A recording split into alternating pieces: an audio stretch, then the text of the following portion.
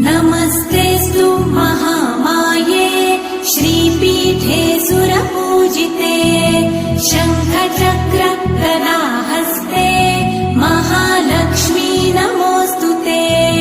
नमस्ते गरुडारूढे कोलासुरभयङ्करी सर्वपाप हरे देवी महालक्ष्मी नमोऽस्तु ते।